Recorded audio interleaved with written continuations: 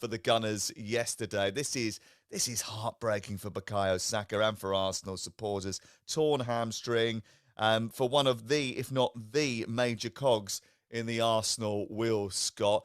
Arsenal manager Mikel Arteta saying that he's going to be out for many weeks. We understand that's probably going to be until February. How do they cope without him, Scott? Who are the candidates to cover for him? Well, first of all, Sam, it's an absolutely massive blow, verging on the point of devastating. Just as, Manchester City are falling away and it's about finishing top four for them, or at least cementing that first and then seeing where they are with games left. Liverpool have sort of become the new Arsenal in a way, haven't they? We expected Arsenal to be that team to get above Manchester City this season, and it's just not happened. So they need their best players fit, and boy, is he one of their very best. And I think this is as big a blow as when Martin Odegaard got injured, and we know what happened there. So it's a tough one for Arteta. I know he's sort of taken it on the chin to a point, and he's turned around and said, well, it's a great challenge. But I don't think anyone, whoever comes in, can do like for like what Bukayo Saka has done for Arsenal for the last 5 years, maybe 4 or 5 years. I think he carried Arsenal for a couple of years before, Arteta got them to be really good and challenging for the Premier League title.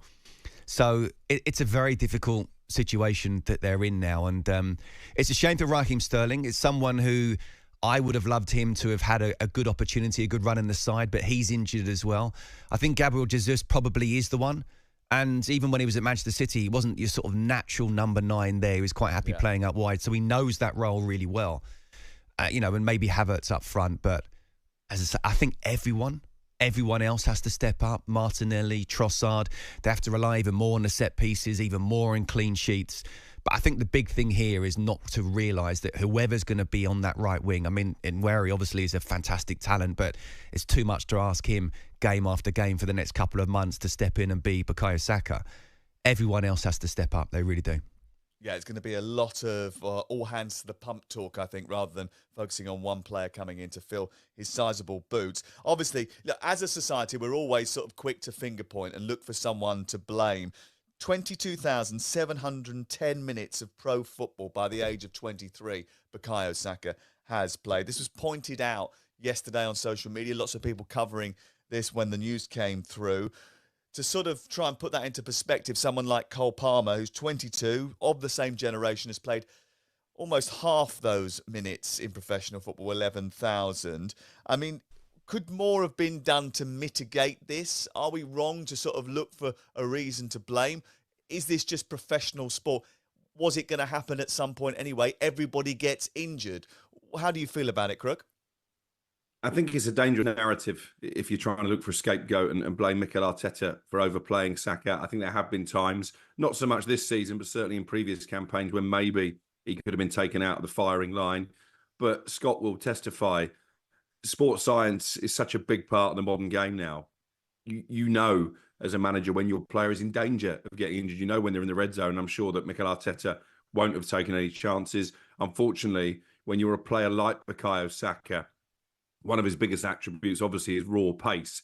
That is going to put strain on the body. It's going to put strain on your hamstrings. What I hope doesn't happen here is this becomes a regular issue for Bukayo Saka. Like we saw with Michael Owen, it was a similar type player. When he started to pick up hamstring injuries, it took away a big part of his game. We hope that doesn't happen with Saka. I'm just looking at the games he's going to miss, by the way. In January alone, they've got Brighton away, Newcastle at home. They've got a North London derby against Spurs. They've got United in the Cup. They've got Villa. They've got a couple of Champions League games as well. I think this is potentially a hammer blow to Arsenal's title hope. Scott's already mentioned how much they missed Martin Odegaard when he wasn't there. Those two are the glue that hold the team together. And I fear without Bukayo Saka, Arsenal are going to drop too many points to catch Liverpool. You have to be careful not to overreact to something like this, though, Scott, isn't it? Because it's easy for us to sit there, roll our chairs back and go, oh, that's it. It's all over for Arsenal now. It's all finished. They've lost their key player and that's it. You might as well write off the rest of the season. But professional sport doesn't work like that.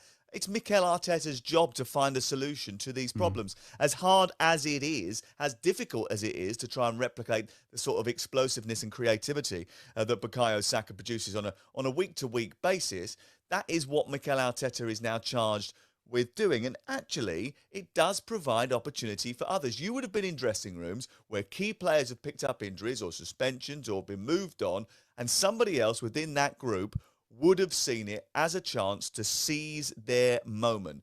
The problem here, I think, with Arsenal is when you look at the depth of the squad, it's so light. There aren't the numbers knocking on the door that there might have been 2-3 years ago. No, that's right. And by the way, Saturday, the 1st of February, Manchester City at home. Wednesday, the 5th of February, Newcastle in the second leg of the League Cup. So the first week of February looks pretty critical and important as well. He's a quick healer. He's going to be back by then, I'm telling you now. Okay. There's my fingers very, very firmly crossed for him. I like that. Tell me the 6 numbers in the lottery, will you, the next time it comes up. In the break. Thank you. Look, I think you're right in saying that, and there's a balance here. I was listening to Adrian Durham last night, and he rightly brought up games like Preston and Bolton, and did he need to be involved at all in that? And I don't think he did. But at the same time, and Crookie's right, with the, sports science now and the red zone, and certainly things can be flagged up, but things cannot be flagged up and you still get an injury. This is the elite of the elites in terms of professional football. And he got injured in the first half. So unless there was this flagging thing before the game and he said, no, I don't care, I'm gonna play him, whatever. And normally those type of things can leak out. I don't think that was the case. You sometimes just can't legislate for it. It is an amazing stat how many minutes he's played compared to Cole Palmer, almost double. It's incredible. And again, I think it shows just how much he has been relied on almost since he's made his first team debut. But at the same time, you're right in saying this is professional sport. People do get injured. You're also right in saying it's Arteta's job to try and, be creative. But there's only so much you can do. We saw what happened with Odegaard. Crookie's right. They're the 2 most important players for Arsenal Football Club. And if one of them is out, then it doesn't matter what he tries to do. Unless he's allowed to play 13 players and change the rules, they're not going to be as strong. So other players need to step up. I think that's the biggest thing. And I think that's the one that Mikel Arteta will be saying. When you mention about when good players go or they're injured, that's the message from the manager. Okay, it's time for you guys now to step up on an individual and collective basis. We know they can keep clean sheets, or they haven't been as strong this season. We know they're very, very good at set pieces. Those 2 things are going to be so important for them going forward. But just in terms of that creativity, Gabriel Jesus, he wants to play Crystal Palace week in, week out. Is that a sign that he can score goals? Well, we know over a period of time he's not a prolific goal scorer, so it's not an easy thing to do. Trust me, this is one of the worst things that could happen to Arsenal. You mentioned that last night Adrian was talking about the Preston and Bolton games, so we can go back to last season and point to some of those Europa League games that he was involved in as well, that many Arsenal fans were worried about him taking part in. I mean, when you look at Arsenal's injury record, this season they've had 27 different cases of injuries, which is more than Brighton and Spurs, who have both had 22.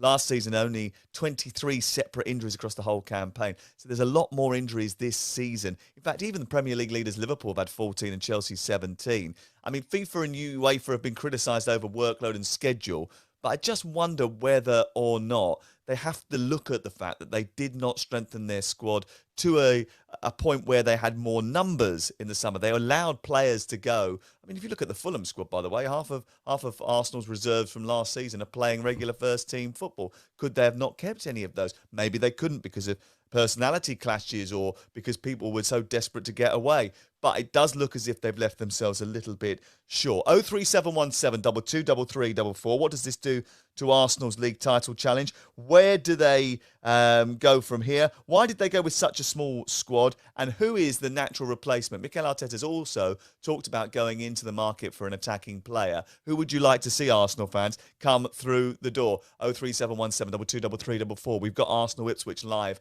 on talkSPORT 8:15. Alan Pardew and I will be there on, I think it's Friday night, isn't it? 27th of December is Friday night. Crook is only with us till 11 o'clock this morning because the pub's open at 11. Crook, you just want to show us what's on your jumper? What is on your jumper, by the way? Because you do love a Christmas jumper. Is it Roy Keane? It's the famous Roy Keane. You can just see the top of his head there. Praising Santa for delivering presents. That's his job. Very good. Like it. Jim White and Simon Jordan. Monday to Friday mornings from 10 on AM, on DAB, via the talkSPORT app and on your smart speaker. talkSPORT.